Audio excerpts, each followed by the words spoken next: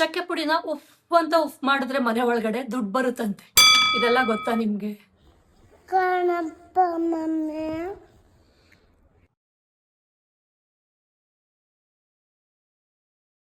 Hi, ಎಲ್ರಿಗೂ ನಮಸ್ಕಾರ. ಚುಕ್ಕೀಸ್ ಗ್ಯಾಲಕ್ಸಿಗೆ ಸ್ವಾಗತ.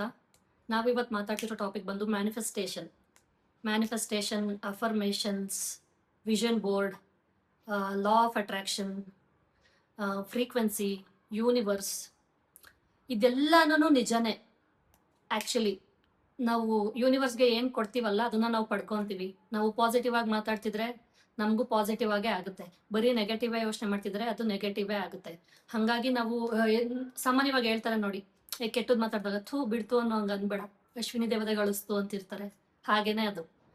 So universe ಕೇಳಿಸ್ಕೊಂತಿರುತ್ತೆ.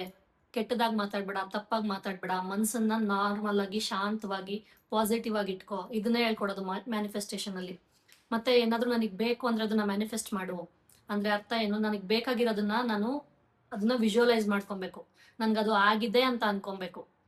ಅವಾಗ ಅದು ಆಗುತ್ತೆ ಅಂತ. ಸುಮ್ಮನೆ ಆಗ್ಬಿಡಲ್ಲ ಅದು ಮ್ಯಾನಿಫೆಸ್ಟೇಷನ್ ಮಾಡಿದ ತಕ್ಷಣ, ಆಯ್ತಾ? ಅದಕ್ಕಾಗಿ ನಾವು ಕೆಲಸ ಏನ್ ಮಾಡ್ಬೇಕಲ್ಲ ಅದನ್ನ ಮಾಡ್ಲೇಬೇಕು. ಈಗ ಎಕ್ಸಾಂಪಲ್, ನಾವು ದೇವ್ರ ಮುಂದೆ ಹೋಗ್ಬಿಟ್ಟು ದೇವ್ರೆ ನನ್ಗೆ ಇದಾಗ್ಬೇಕಪ್ಪ, ನನ್ಗೆ ಇದಕ್ಕೋಸ್ಕರ ನೀನ್ ಆಶೀರ್ವಾದ ಬೇಕು, ಆಶೀರ್ವಾದ ಮಾಡು ಅಂತ ಹೇಳ್ಬಿಟ್ಟು ಸುಮ್ಮನೆ ಬಂದ್ರೆ ಅದಾಗ್ಬಿಡುತ್ತಾ? ಇಲ್ಲ ತಾನೆ. ದೇವ್ರ ಮುಂದಕ್ಕೆ ಹೋದ್ರೂ ಅಷ್ಟೇ, ದೇವ್ರ ನಾನ್ ಕೆಲಸ ಮಾಡ್ಬೇಕು. ಅದನ್ನ ಫಸ್ಟ್ ಕೆಲಸ ಮಾಡಿ ಆಮೇಲೆ ಪ್ರತಿಫಲನ ದೇವ್ರಿಗೆ ಬಿಡೋದು. ಹಂಗೇನೆ ಇದು ಯೂನಿವರ್ಸ್ನು ಅಷ್ಟೇ. ನಾವು ನಂಬಿಕೆ ಇಡ್ಬೇಕು, ಕೆಲಸ ಮಾಡ್ಬೇಕು, ಅವಾಗ ಯೂನಿವರ್ಸ್ ನಮ್ಗೆ ಕೊಡುತ್ತೆ ಅಂತ ಹೇಳೋದೇ ಮ್ಯಾನಿಫೆಸ್ಟೇಷನ್ ಬೇಸಿಕಲಿ. ಅದು ಫಸ್ಟ್ ನಂಬೇಕು ನಾವು ಯೂನಿವರ್ಸ್ನ, ನಂಗೆ ಸಿಗುತ್ತೆ. ಅದು ಯೂನಿವರ್ಸ್ ಮೇಲಿರೋ ನಂಬಿಕೆ ಆದ್ರೂ ಅನ್ಕೊಳ್ಳಿ, ನಮ್ಮೇಲೆ ನಮ್ಗಿರೋ ನಂಬಿಕೆ ಅಂತನಾದ್ರೂ ಅನ್ಕೊಳ್ಳಿ. ನಾವು ಅದು ಆಗ್ಲೇಬೇಕು ಅಂತ ಅನ್ಕೊಳ್ಳೋದು ಆಗುತ್ತೆ ಅನ್ನೋ ವಿಷಯಗಳನ್ನೇ. ಆಗದೆ ಇರೋ ವಿಷಯಗಳನ್ನೆಲ್ಲ ನಾವು ಆಗುತ್ತೆ ಅಂತ ಅನ್ಕೊಳ್ಳಲ್ಲ. ಈ ಮ್ಯಾನಿಫೆಸ್ಟೇಷನ್ ಮಾಡೋರು ಏನಂತ ಹೇಳ್ಕೊಡ್ತಾರೆ, ಮ್ಯಾನಿಫೆಸ್ಟೇಷನ್ ಮಾಡೋರ್ದು ತಪ್ಪಲ್ಲ ಇದು. ಮ್ಯಾನಿಫೆಸ್ಟ್ ಮಾಡೋರು ಹೆಂಗ್ ಮ್ಯಾನಿಫೆಸ್ಟ್ ಮಾಡ್ತಾರೆ ಅಂದ್ರೆ ಪಾಸಿಬಲ್ ಇರೋದನ್ನೇ ಮ್ಯಾನಿಫೆಸ್ಟ್ ಮಾಡ್ತಾರೆ. ಅವರ ಸ್ಥಿತಿ ಮಿತಿ ಗತಿಗಳಿಗೆ ತಕ್ಕಂಗೆನೆ ಮ್ಯಾನಿಫೆಸ್ಟ್ ಮಾಡ್ತಾರೆ, ಅದಾಗುತ್ತೆ ಅಂತಾನೆ ಅನ್ಕೊಂತಾರೆ. ನಮಗೆ ಮೀರಿದ್ದನ್ನ ನಾವು ಯೋಚನೆ ಮಾಡೋದು ಹಂಗಂತ ಹೋಗಿ ಹೇಳಿ ಮ್ಯಾನಿಫೆಸ್ಟೇಷನ್ ಟೀಚ್ ಮಾಡೋರ ಹತ್ರ. ನಾನು ಇದು ಆಕ್ಚುಲಿ ಮಾತಾಡ್ಬೇಕು ಅನ್ಕೊಂಡಿರೋದು ಟೀಚ್ ಮಾಡೋರ್ ಬಗ್ಗೆನೆ. ಅವ್ರ ಹತ್ರ ಹೋಗಿ ಹೇಳಿ, ನಾನು ಪ್ರೈಮ್ ಮಿನಿಸ್ಟರ್ ಆಗ್ಬಿಡ್ಬೇಕು ಅಂದ್ರೆ ಆಗ್ಬಿಡ್ತೀನಾ ಅಂತ. ನೀನ್ ನಂಬಿಕೆ ಇಟ್ಟು ಆಗ್ತೀನಿ, ನಾನು ಪ್ರೈಮ್ ಮಿನಿಸ್ಟರ್ ಆಗ್ತೀನಿ ಅಂತ, ನಾನು ಪ್ರೈಮ್ ಮಿನಿಸ್ಟರ್ ಆಗಿದ್ದೀನಿ ಅಂತ ವಿಜುವಲೈಸ್ ಮಾಡ್ಕೊಂಡು ನೀನ್ ಅಫರ್ಮೇಷನ್ಸ್ ನ ಬರೀ, ಅದ್ರ ಗುರಿ ಕಡೆ ಗಮನ ಕೊಡು. ನೀನ್ ಒಂದಲ್ಲ ಒಂದ್ ದಿವಸ ಆಗ್ತೀಯಾ ಅಂತಾನೆ ಅವ್ರು ಹೇಳೋದು. ಓಕೆನಾ? ಅದ್ ನಿಜನೂ ಆಗಿರ್ಬೋದು, ಬಟ್ ಅದು ಮ್ಯಾನಿಫೆಸ್ಟೇಷನ್ ಇಂದ ಆಗ ಕೆಲಸ ಅಲ್ಲ. ನಾನ್ ಮಾಡಕ್ ಕೆಲ್ಸದಿಂದ ಸಿಗೋ ಒಂದು ಪ್ರತಿಫಲ ಅದು. ಅದನ್ನ ಅರ್ಥ ಮಾಡ್ಕೊಬೇಕು ನಾವು ಫಸ್ಟ್. ಆಮೇಲೆ ಅಫರ್ಮೇಷನ್ಸ್ ಬರೆಯೋದಂದ್ರೆ ಏನು? ನನ್ಗೆ ಏನ್ ಬೇಕು ಅನ್ನೋದನ್ನ ಬರೆಯೋದು. ಯಾವ್ದು ಒಂದು ಪಾಸಿಟಿವ್ ಲೈನ್ ಇದೆ ಅದನ್ನ ಮಲ್ಟಿಪಲ್ ಟೈಮ್ಸ್ ಬರೆಯೋದು.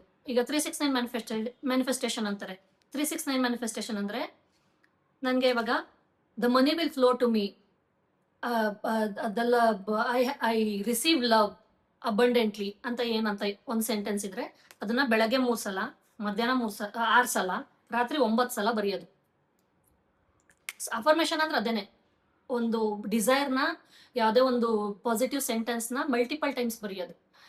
ನಾನು ನನ್ನ ಕಂಪನಿಯಲ್ಲಿ ನಾನು ಮ್ಯಾನೇಜರ್ ಪೊಸಿಷನ್ಗೆ ಟ್ರೈ ಮಾಡ್ತಿದ್ದೀನಿ, ನಾನು ಮ್ಯಾನೇಜರ್ ಆಗ್ತಿದ್ದೀನಿ, I am going to be a manager, I am a manager ಅಂತ ಏನಿದೆಯಲ್ಲ ಅದನ್ನ ಮ್ಯಾನಿಫೆಸ್ಟ್ ಮಾಡೋದು. ಹಂಗೆ ಮಾಡಿದ ತಕ್ಷಣ ಆ ಅಫರ್ಮೇಷನ್ ಬರೆಯೋದು. ಅದು ಬರದ ತಕ್ಷಣ ಆಗೋದಲ್ಲ. ನಾನು ಮ್ಯಾನೇಜರ್ ಆಗಿ ನನ್ನ ಪೊಸಿಷನಲ್ಲಿ ನಾನು ಏನು ಕೆಲಸ ಮಾಡಬೇಕು ಅದನ್ನ ಮಾಡಬೇಕು.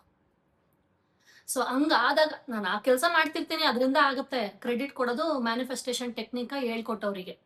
ಇದು ನಾನು ನಿಮ್ಮಿಂದ ಹೇಳ್ಕೊಟ್ಟಿದ್ಕೆ ನಾನು ಇವತ್ತು ಮ್ಯಾನೇಜರ್ ಆಗಿದ್ದೀನಿ. ಯಾಕೆ? ಅದ್ರಲ್ಲಿ ನಿನ್ನ ಶ್ರಮ ಇಲ್ವಾ? ಸೊ ಆ ಮ್ಯಾನಿಫೆಸ್ಟೇಷನ್ ನೀನು ಮಾಡ್ದಾನೆ ಆ ಶ್ರಮ ಪಟ್ಟಿಲ್ಲ ಅಂದಿದ್ರೆ ನೀನು ಆಗ್ತಿರ್ಲಿಲ್ವಾ? ದೇವ್ರ ಮುಂದೆ ಕುತ್ಕೊಂಡು ನೀನು ಹಂಗಾದ್ರೆ ಅವತ್ತು ಕೇಳಿಲ್ವಾ?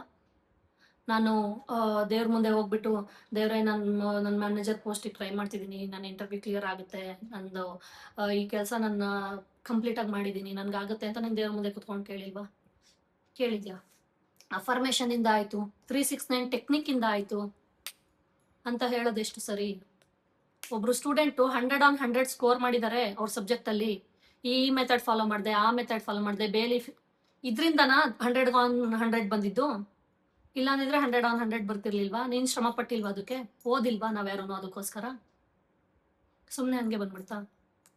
ಮನೆಯಲ್ಲಿ ಏನು ದುಡ್ಡು ಬರ್ಬೇಕು ಅಂದ್ರೆ ಸಿನಮನ್ ಪೌಡರ್, ಚಕ್ಕೆ ಪುಡಿನ ತಗೊಂಡು ಉಫ್ ಮಾಡಿ ಮನೆ ಒಳಗಡೆ, ಸೀರಿಯಸ್ಲಿ ಗೈಸ್, ಉಫ್ ಮಾಡಿ ಹಣ ಬರುತ್ತೆ. ಇದು ಯಾವ ಥರ ಮ್ಯಾನಿಫೆಸ್ಟೇಷನ್ನು ಅರ್ಥ ಆಗಲ್ಲ ನನಗೆ. ಮ್ಯಾನಿಫೆಸ್ಟೇಷನ್ ಟೆಕ್ನಿಕ್ಸ್ ತುಂಬ ಇದೆ. ಆ್ಯಕ್ಚುಲಿ ತುಂಬ ಟೆಕ್ನಿಕ್ಸು ಎಕ್ಸ್ಪೆರಿಮೆಂಟ್ ಮಾಡಿ ಅದನ್ನೆಲ್ಲ ಫೈಂಡ್ ಮಾಡಿ ಡಾಕ್ಯುಮೆಂಟ್ರಿ ಮಾಡಿ ಎಲ್ಲಾನು ಮಾಡಿದ್ದಾರೆ, ಸರ್ಚ್ ಮಾಡಿದ್ದಾರೆ, ರಿಸರ್ಚ್ ಮಾಡಿದ್ದಾರೆ, ಆಸ್ಟ್ರಾಲಜರ್ಸು, ಸೈಕಿಯಾಟ್ರಿ ಎಲ್ಲಾನು ಮಾಡಿದ್ದಾರೆ, ಎಲ್ಲಾನು ಒಪ್ಕೊಳ್ಳೋಣ. ಬಟ್ ಅದನ್ನ ಒಬ್ಬ ಮನುಷ್ಯನ್ಗೆ ನನ್ನನ್ನ ನಂಬಿ ಬರ್ತಾನೆ ಅನ್ನೋ ಕಾರಣಕ್ಕೆ ಅದನ್ನ ಬಂಡವಾಳ ಮಾಡ್ಕೊಂಡು ಈ ಜನರೇಷನ್ ಮಕ್ಳನ್ನ ಎಸ್ಪೆಷಲಿ ನಾನು ಹೇಳಕ್ ಹೊರಟಿರೋದು, ಹಳೆ ಜನರೇಷನ್ನ ಬಿಟ್ಬಿಡೋಣ ಕೆಲವೊಂದ್ಸಲ. ಯಾಕಂದ್ರೆ ಯೋಚನೆ ಮಾಡ್ತಾರೆ ಅವರು, ಕೆಲಸ ಮಾಡಿ ನಾನು ಕಷ್ಟಪಟ್ಟು ನಾನು ಗಳಿಸ್ಕೊಂಡಿರೋದನ್ನ ಏನು ಅಂತ ನನಗೆ ಗೊತ್ತಿದೆ ಅನ್ನೋದು ತಲೆಲಿರುತ್ತೆ. ಮಕ್ಕಳು ಏನಂತ ಯೋಚನೆ ಮಾಡ್ತಾರೆ, ಇವತ್ತಿನ ಜನರೇಷನ್ ಮಕ್ಕಳೆಲ್ಲ ಯೋಚನೆ ಮಾಡೋದು ಹೆಂಗೆ, ಮ್ಯಾನಿಫೆಸ್ಟ್ ಮಾಡಿದ್ರೆ ನಂಗೆಲ್ಲ ಬರುತ್ತೆ. ಹೌದು, ಮ್ಯಾನಿಫೆಸ್ಟೇಷನ್ ಮಾಡಿದ್ರೆ ಬರುತ್ತೆ, ಬಟ್ ಅದು ಬರೋದು ನೀನ್ ಮಾಡೋ ಕೆಲಸದಿಂದ, ಕರ್ಮದಿಂದ, ಕಾರ್ಯದಿಂದ, ಯಾರೋ ಹೇಳ್ಕೊಟ್ಟಿದ್ರಿಂದ ಅಲ್ಲ. ಅವ್ರಿಗೆ ಹಣ ಕೊಟ್ಟಿದೀವಿ ನಾವು, ಅವ್ರಿಗೆ ಹಂಗೆ ಬಂತ ಲಕ್ಷ್ಮಿ, ಹಂಗೆ ಅವ್ರು ಫ್ರೀಯಾಗಿ ಹೇಳ್ಕೊಟ್ಬಿಡ್ಲಿ, ಹಂಗಾದ್ರೆ ಹಂಗೆ ಬಂದ್ಬಿಡುತ್ತೆ. Please check out the next video. ಹಾಗೆ ಇನ್ನೂ ಯಾರು ಸಬ್ಸ್ಕ್ರೈಬ್ ಮಾಡಿಲ್ಲ ಅಂದರೆ ಪ್ಲೀಸ್ ಸಬ್ಸ್ಕ್ರೈಬ್ ಮಾಡಿ, ಲೈಕ್ ಮಾಡಿ ಮತ್ತು ಶೇರ್ ಮಾಡಿ.